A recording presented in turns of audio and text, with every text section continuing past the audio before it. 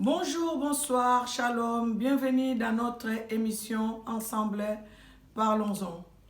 Je suis votre sœur Angèle Miezi, votre maman. Bien-aimés, aujourd'hui, nous allons partager un sujet. Et avant cela, je tiens d'abord à remercier toute personne qui s'est abonnée sur notre chaîne YouTube Angèle Miezi officielle dans notre émission Ensemble, parlons-en. Et je tiens aussi à remercier toute personne qui m'appelle pour m'encourager, toute personne qui m'appelle pour me donner des histoires, des sujets. Vraiment, que Dieu vous bénisse. Donc, aujourd'hui, nous allons parler des managers des conflits. Les managers des conflits, bien aimés, il y en a partout.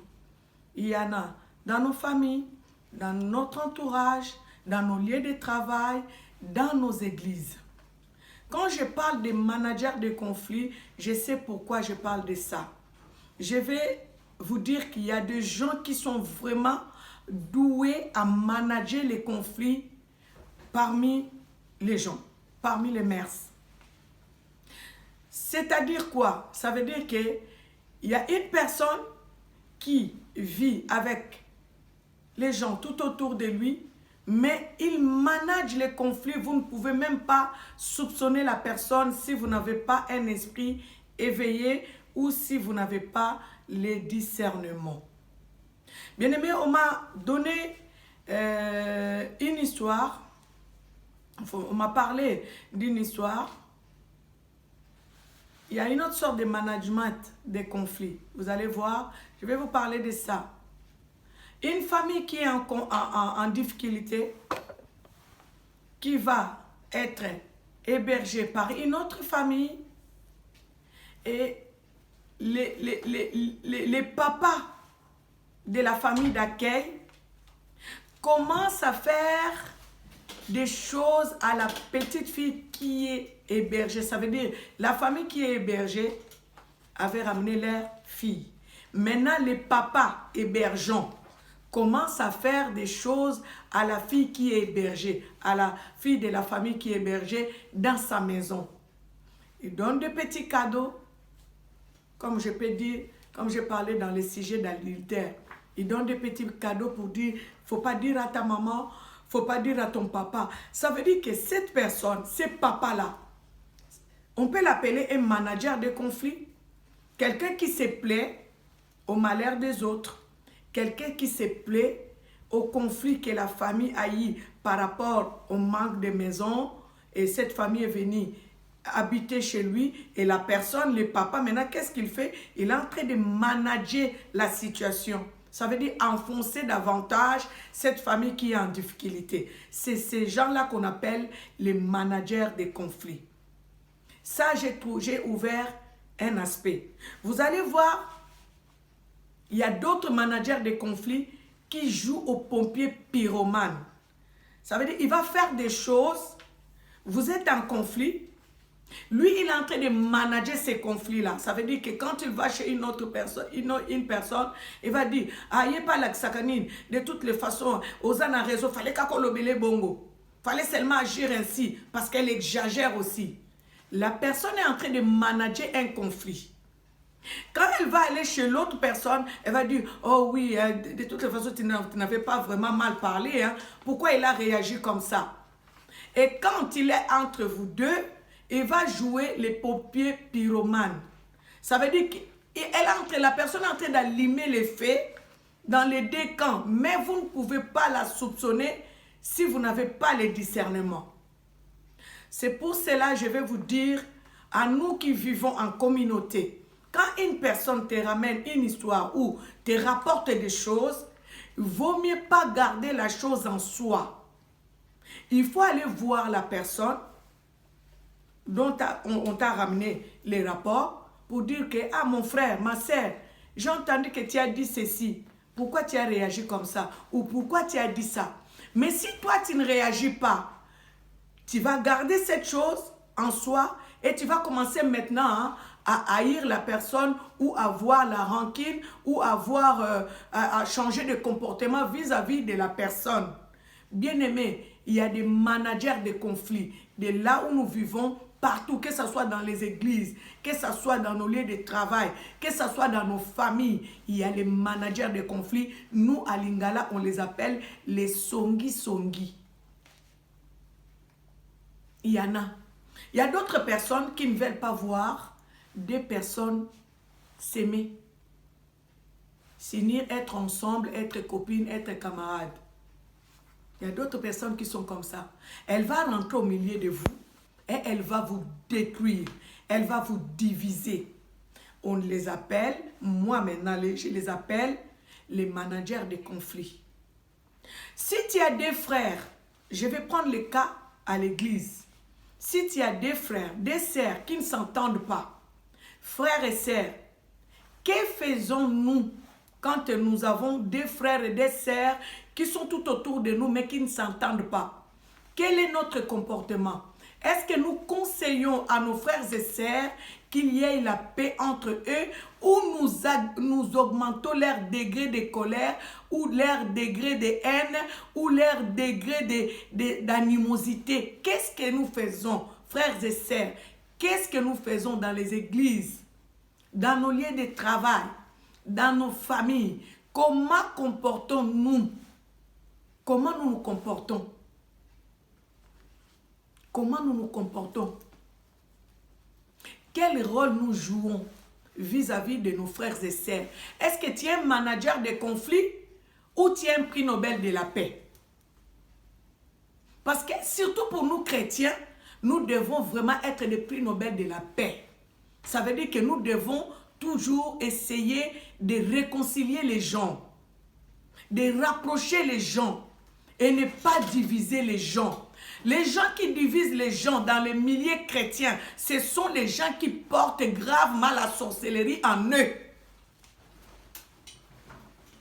Parce que si tu as un cœur chrétien, un esprit chrétien, tu ne voudras pas que ton frère et ta sœur ne s'entendent pas. Tu ne voudras pas que ta sœur, tes deux sœurs ne s'entendent pas. Tu feras en sorte que tes deux sœurs puissent se réconcilier, puissent s'entendre. Mais toi, quel rôle tu joues entre les deux sœurs qui ne s'entendent pas? Quel rôle joues-tu entre les deux frères qui ne s'entendent pas? Est-ce que tu es un manager de conflit ou tu es un prix Nobel de la paix? Bien-aimés, je vais vous citer un exemple biblique.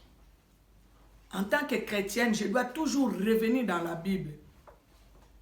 Il y avait des amis, Amnon et Jonadab. Bien-aimé, Amnon avait un conflit dans son cœur. Il enviait sa sœur, sa demi-sœur. Maintenant, Jonadab, au lieu de dissuader Amnon de ne pas faire la bêtise, Jonadab appuie l'idée d'Amnon. Parce que Amnon enviait sa demi-sœur. Amnon voulait coucher avec sa demi-sœur. Maintenant, regarde le degré de la sorcellerie et de mauvais management.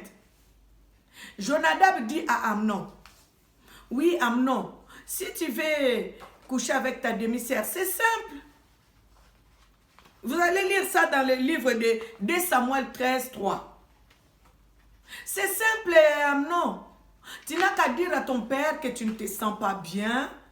Comme ça, tu demandes l'aide de ta demi-sœur. Ton père t'enverra ta demi-sœur. Et comme ça, tu coucheras avec ta demi-sœur. Et c'est ça que Amnon a fait. Il s'est fait le faux malade. Sa sœur est venue pour l'aider. Et Amnon a couché avec sa sœur. Les Jonadab tout autour de nous, il y en a plein. Qui encouragent le mal. Qui encouragent les mauvaises choses. Ma bien-aimée, mon bien-aimé, si tu es à côté d'une personne qui t'encourage dans le mal là que tu fais, ce n'est pas un meilleur ami. Ce n'est pas une meilleure amie. Tu dois te séparer avec elle. Si tu vois une sœur en Christ qui t'encourage de foncer vers ton mal, il faut te séparer de cette personne. Vaut mieux avoir une personne qui te corrige, qui te reprend, qui te dit des vérités, qui peut te dire que non, ce que tu fais là, ce n'est pas chrétien. Ce que tu fais là, c'est mauvais. Ce que tu fais là, en tout cas, si tu continues comme ça, on se sépare.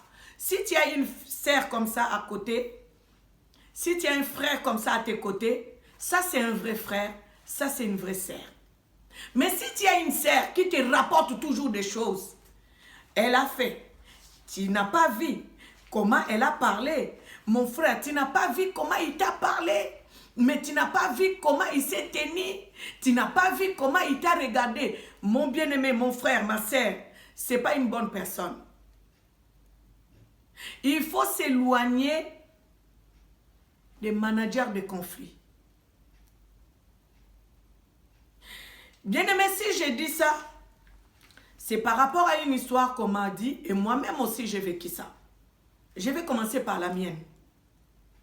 On vivait bien avec une sœur et du jour au lendemain, cette sœur a changé de position vis-à-vis de moi.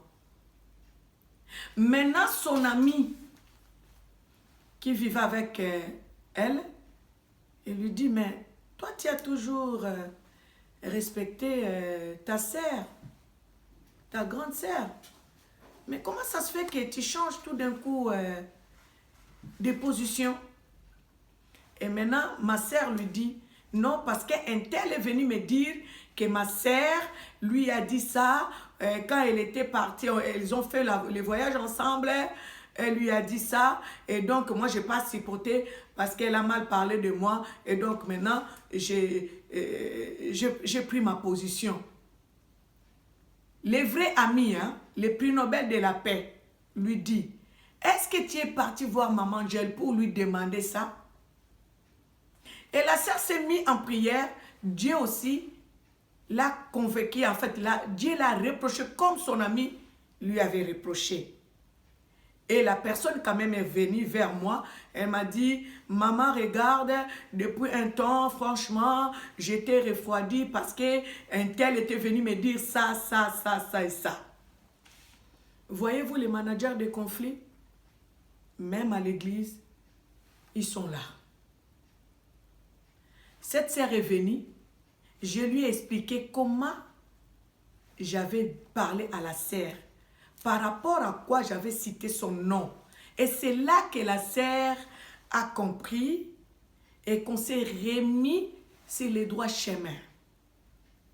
Et là, moi j'avais compris que la personne qui était à côté de nous, qui nous entourait, c'était un manager de conflit.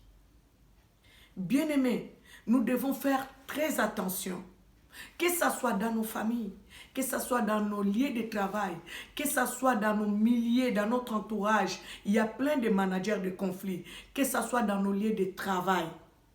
Batumusu sokoya, okomo pese mbote, okomo lobisaye, mais ba lobana tendengeni. Donc yo lingi kaka bato o baza pembeni, o sokoye baki bango ba lobana rate, ba lobana rate. Po yo profitaka. Au bébé saka ou détruisaka. Ah maintenant, elle t'a demandé pardon.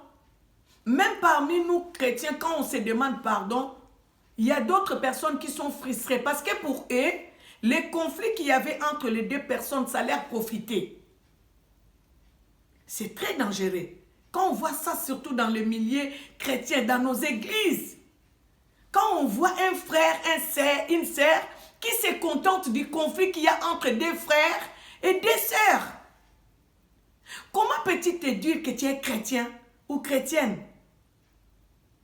Comment peux-tu te contenter, être joyeux, voir deux personnes ne se parlent pas? Et tu appuies, tu mets un accent sur ça. Bien-aimé, mon frère, ma sœur, si tu es dans cette position-là, ton père n'est pas Jésus-Christ. Ton père n'est pas Yahweh. Ton père n'est pas Jéhovah Shammah. Ton père n'est pas Jéhovah Nissi. Ton père n'est pas Jéhovah Shalom. Ton père est le diable lui-même en personne. Tu dois chercher la libération et la délivrance. Bien-aimés, là où nous vivons, nous devons toujours chercher la paix. Même la Bible nous dit, Cherchez la paix avec tous, sans laquelle personne n'héritera le royaume des cieux. Est-ce que tu cherches la paix avec tout le monde? Même les gens que tu n'approches pas, mais dans ton cœur, est-ce que tu as la paix voyant les gens que tu vois au-devant de toi? Bien-aimés, nous chrétiens surtout, nous avons tellement de cœurs durs. Tu vas voir une personne qui t'a fait tellement du bien. Mais les jours où tu vas seulement avoir une incompréhension avec la personne, tu oublies tous les biens que cette personne t'a fait. Bien-aimé, l'amour supporte tout, l'amour couvre tout. Et n'oublions surtout pas les bienfaits que les autres nous font. Faut pas, pour une petite chose, dans un clin d'œil, tu oublies les bienfaits que la personne t'a fait. Même un jour, cette personne t'avait souri. C'est un bienfait. Comment on peut avoir des conflits au milieu de nous? Comment on peut vouloir, écarter les autres? Comment on peut vouloir, pourtant nous sommes tous enfants de Dieu. Comment tu peux passer ton frère? Je vais revenir. Je vais ouvrir une parenthèse.